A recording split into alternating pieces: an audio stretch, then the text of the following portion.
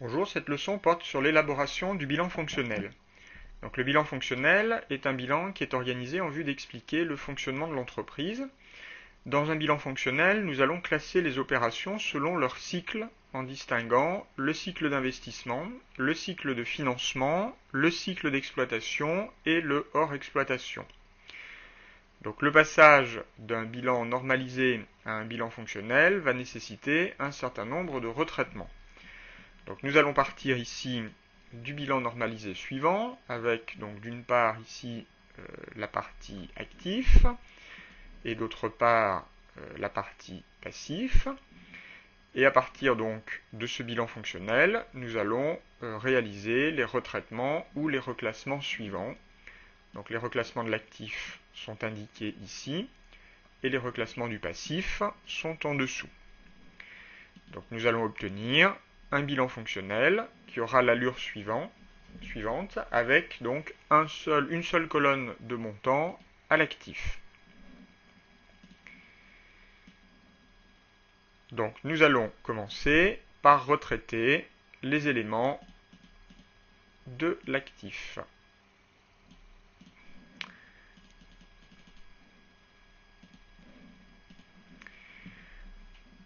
Alors, premier élément important, les montants que nous allons retranscrire à l'actif sont les montants bruts qui figuraient dans notre bilan normalisé.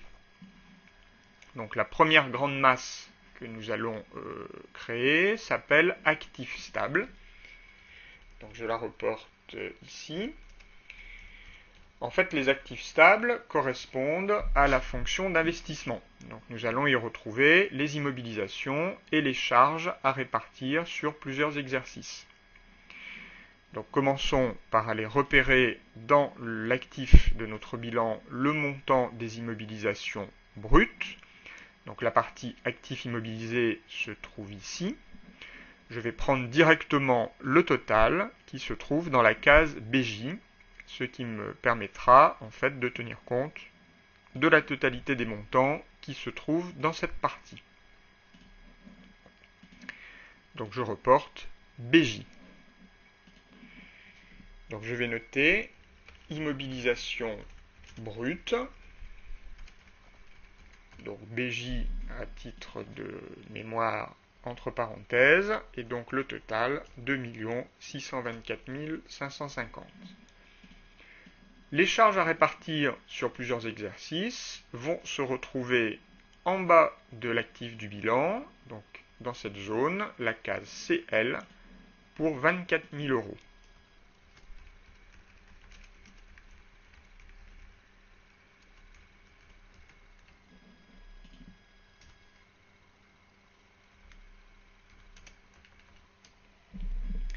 Donc pour les actifs stables, cela va me donner un total de 2 648 550 euros. Cela constituera ma première grande masse dans mon bilan fonctionnel. Deuxième grande masse, il s'agit des actifs circulants d'exploitation qui correspondent à la fonction d'exploitation, bien évidemment. Donc nous allons reporter dans cette catégorie tous les éléments qui concernent l'activité principale de l'entreprise, à commencer par le montant de ses stocks. Donc dans mon bilan, les stocks sont regroupés dans cette partie-là. Donc je vais faire l'addition des montants qui sont ici entre les cases BL et BT.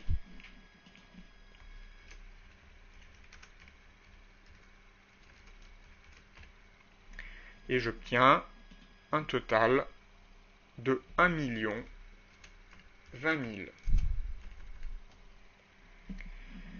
Ensuite, je vais reporter les avances et les acomptes versés. Alors les avances et les acomptes versés que je vais retrouver en fait ici, dans la case BV, 38 000.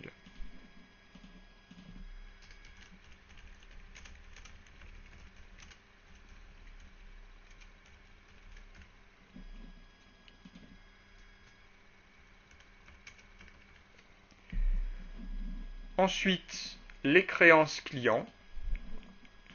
Donc les créances clients vont se retrouver ici, en BX, 480 590.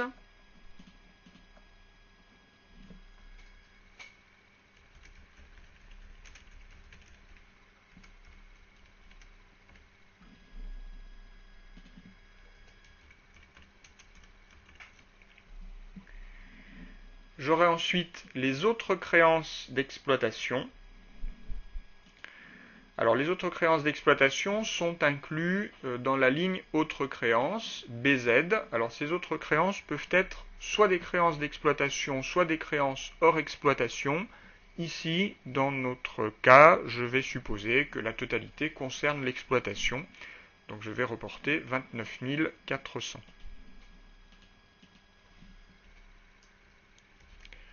Donc sur une ligne que je vais appeler autre créance et qui correspond donc à BZ.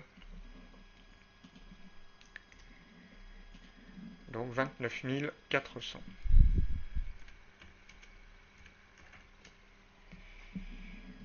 Ensuite, donc les charges constatées d'avance d'exploitation. Alors ces charges constatées d'avance que l'on trouve dans la case CH peuvent concerner soit l'exploitation, soit le hors exploitation, et je vais donc considérer dans mon exercice qu'elles concernent ici en totalité les opérations d'exploitation. Donc je vais reporter 8 300 € sur la ligne charges constatées d'avance.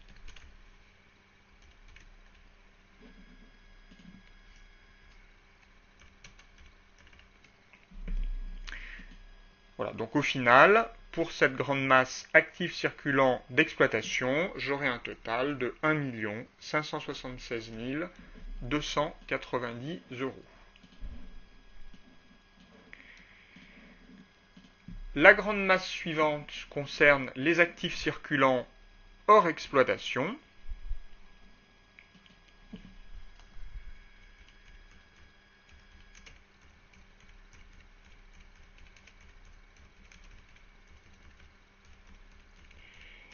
Bon, il s'agit donc d'actifs qui ne concernent pas l'activité principale de l'entreprise. Donc nous allons retrouver par exemple ici l'acquisition de valeurs mobilières de placement, donc d'actions qui sont acquises dans un but spéculatif. Normalement, ça n'est pas l'activité principale de l'entreprise. Donc dans mon bilan, ces valeurs mobilières de placement vont se retrouver sur la ligne CD pour ici 77 250 €.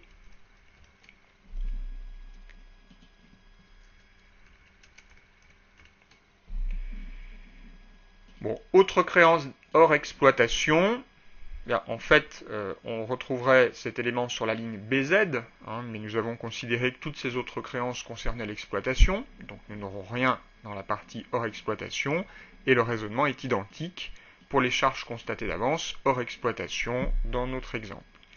Donc finalement, pour cette grande masse, j'aurai tout simplement un total de 77 250 €.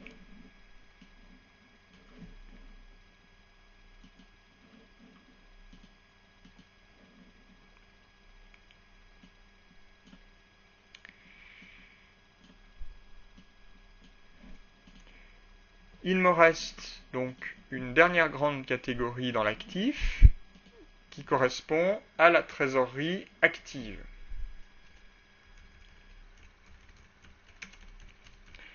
Donc la trésorerie active correspond en fait aux disponibilités de l'entreprise et je vais trouver donc ce montant ici dans la case CF 4800.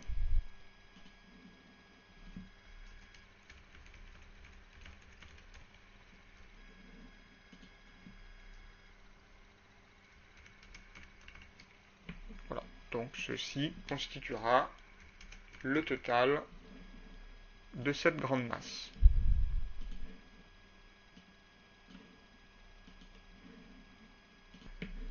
Donc ceci fait, j'ai reporté en fait dans mon bilan fonctionnel la totalité des éléments qui étaient à l'actif.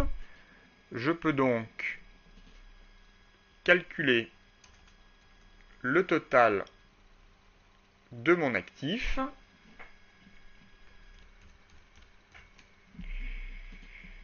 et je vais trouver 4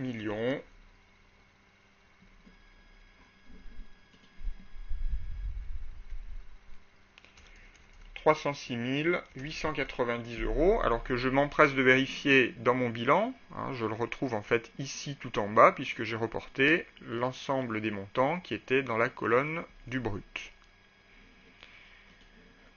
Je peux ensuite réaliser la partie passif.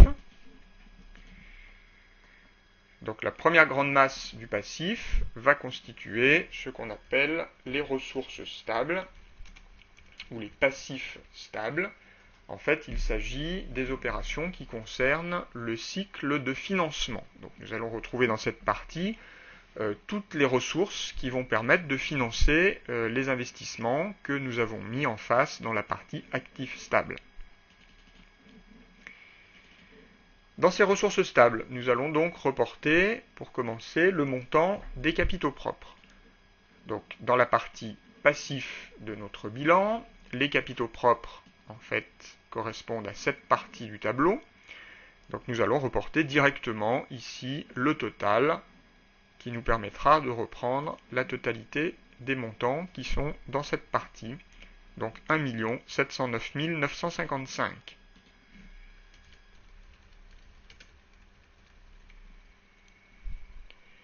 Donc c'est la case DL.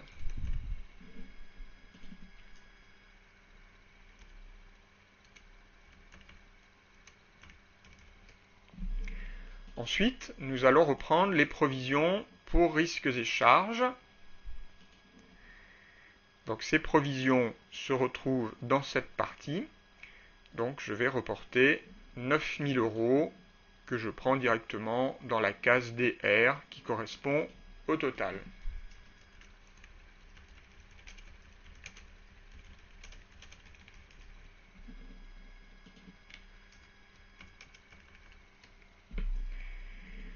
Ensuite, les amortissements et les dépréciations de l'actif. Alors, comme leur nom l'indique, ce sont des éléments que nous allons retrouver dans la partie actif du bilan. En l'occurrence, il s'agit de la deuxième colonne. Donc je dois reprendre la totalité des montants qui étaient dans cette colonne. Et donc pour faire simple, je vais tout simplement prendre le total qui était dans la case 1A, tout en bas de mon actif. 912 335. Donc amortissement et dépréciation 1A.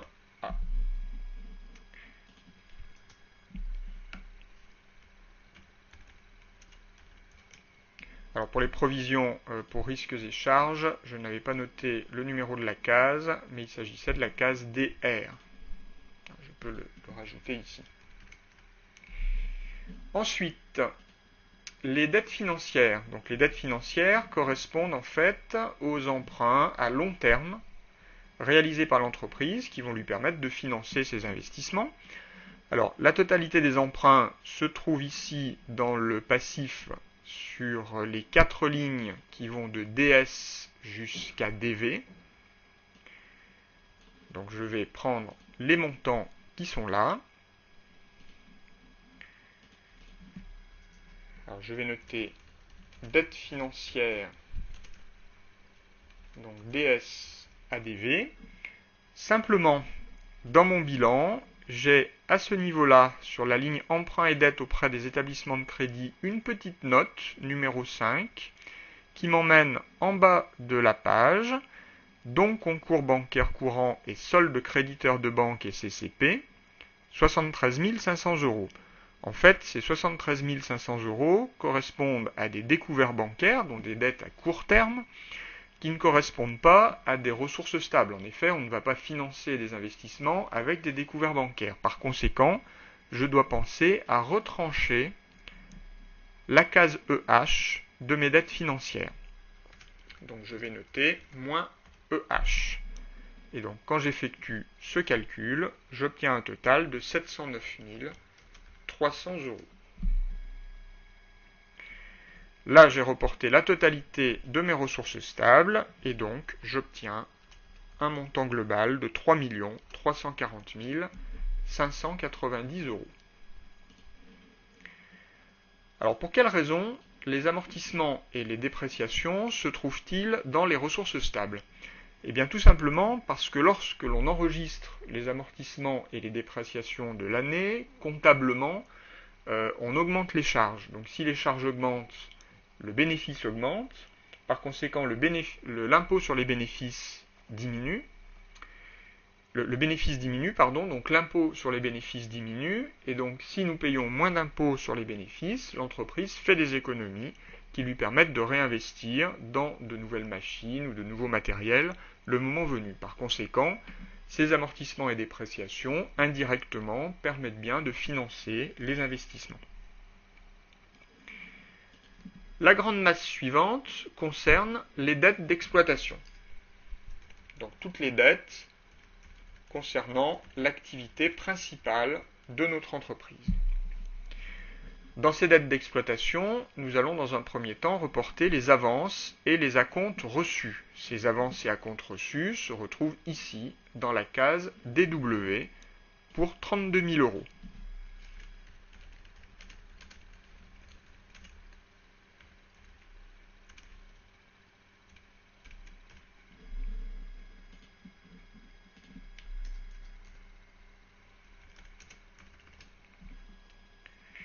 Ensuite, nous allons reporter les dettes fournisseurs, qui bien évidemment concernent l'activité principale. Ces dettes fournisseurs se retrouvent ici dans la case DX.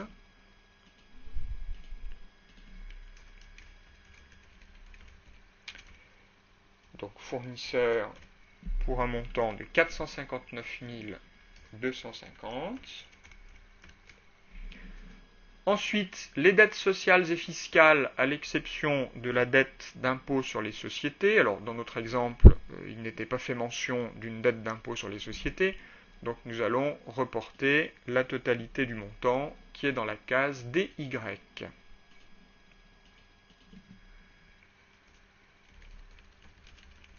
Donc, dettes fiscales et sociales, DY, pour 146 150 euros.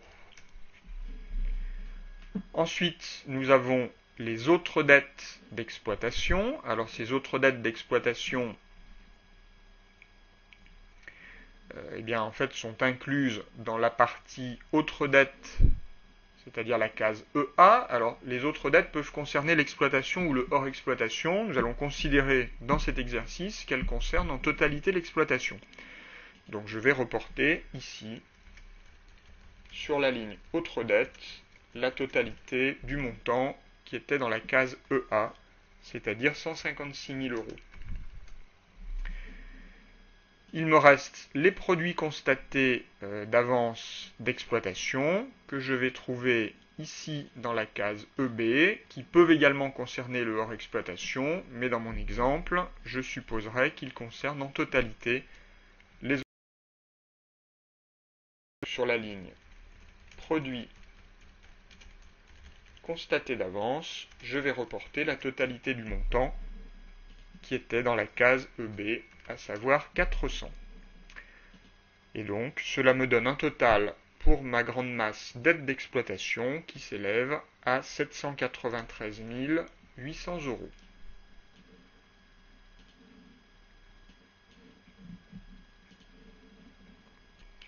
Nous passons ensuite à la grande masse suivante, donc qui va concerner les dettes hors exploitation.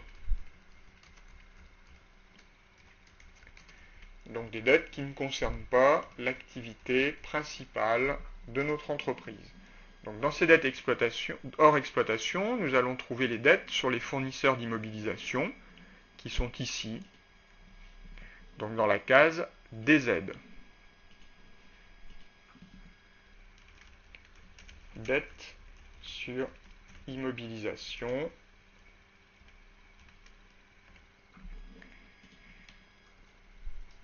Donc pour un total de 99 000 euros. Ensuite, nous aurions la dette d'impôt sur les sociétés, mais nous n'en avons pas dans notre exemple. Les autres dettes hors exploitation, nous n'en avons pas non plus, puisque la totalité des autres dettes ont été considérées comme concernant l'exploitation. Et pour les produits constatés d'avance hors exploitation, même raisonnement, nous les avons reportés en totalité dans l'exploitation. Donc cela nous donne 99 000 € pour le total de nos dettes hors exploitation. Il nous reste une dernière grande masse, donc ici à reporter dans notre passif. Il s'agit de la trésorerie passive.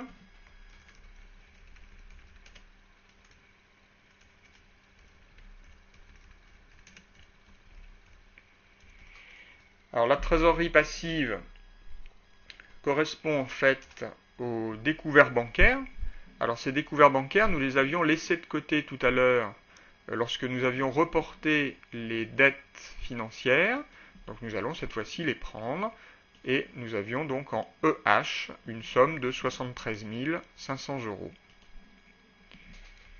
je vais noter découvert bancaire. 73 500.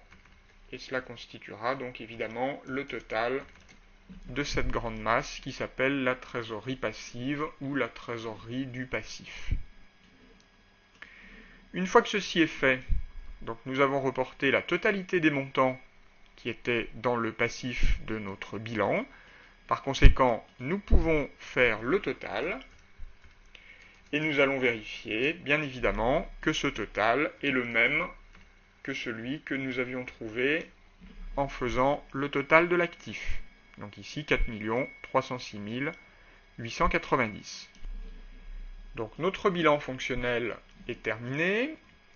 Bon, il y a un certain nombre d'éléments auxquels il faut faire attention, en particulier bien penser donc pour la totalité des éléments de l'actif de prendre les montants bruts de notre bilan.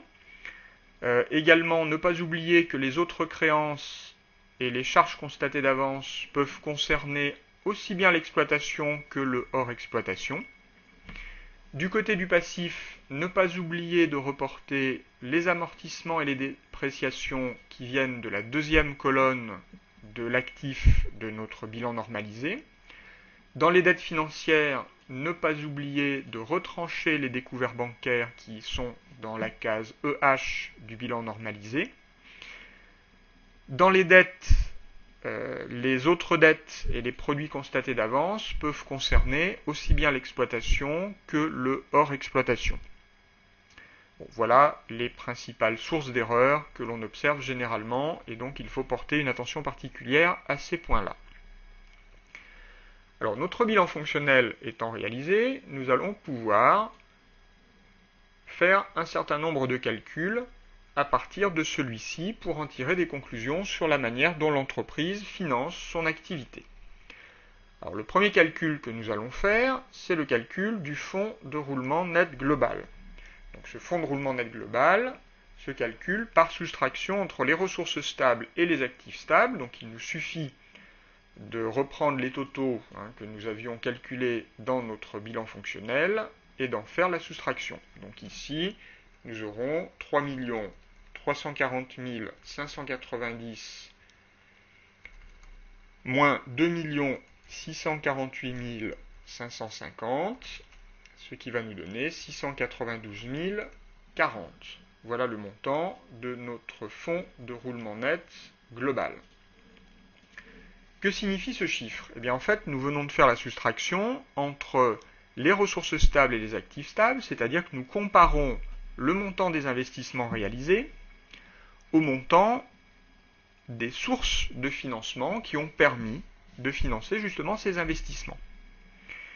Donc, le fonds de roulement net global, d'une manière générale, permet d'évaluer les conditions de financement des immobilisations.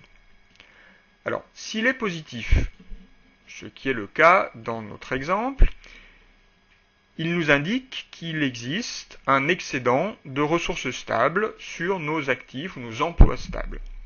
Donc cet excédent pourra notamment être utilisé pour financer des éléments d'exploitation, nous allons le voir plus tard, et notamment les stocks. Donc c'est la situation normale. Dans l'hypothèse où notre fonds de roulement net global serait négatif, eh bien cela signifierait que les ressources stables n'ont pas été suffisantes pour financer les investissements, c'est-à-dire les actifs stables. Donc c'est une situation anormale qui n'est pas jugée saine pour les équilibres financiers de l'entreprise. Nous pouvons ensuite calculer le besoin en fonds de roulement d'exploitation. Donc ce BFRE est égal aux actifs circulants d'exploitation moins les dettes d'exploitation. Donc si nous reprenons les chiffres de notre bilan fonctionnel, cela nous donne 1 576 290 moins 793 800, c'est-à-dire 782 490 euros. Interprétons ce chiffre. Donc nous avons ici un BFR d'exploitation qui est positif. Donc cela signifie que l'entreprise a un besoin de financement. En fait, il y a un décalage qui n'est pas à son avantage entre le paiement des clients et celui des fournisseurs. Alors, en fait, notre entreprise va devoir payer ses fournisseurs avant d'avoir reçu le paiement de ses clients. Donc elle a un besoin de financement, c'est-à-dire qu'elle va devoir trouver les fonds quelque part pour continuer son activité.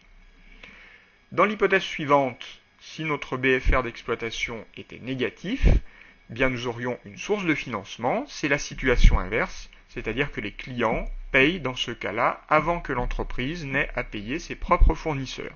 C'est bien évidemment la situation idéale, mais ça n'est pas la situation la plus courante. De la même manière, nous pouvons calculer un besoin en fonds de roulement hors exploitation, par soustraction entre les actifs circulants hors exploitation et les dettes hors exploitation.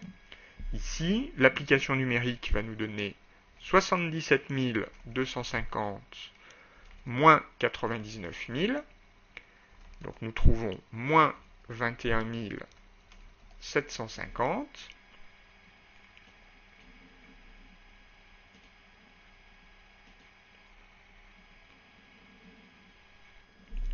L'interprétation de ce chiffre est la même que pour le besoin en fonds de roulement d'exploitation, si ce n'est que cette fois-ci, les éléments que nous prenons en compte pour le calcul ne concernent pas l'activité principale.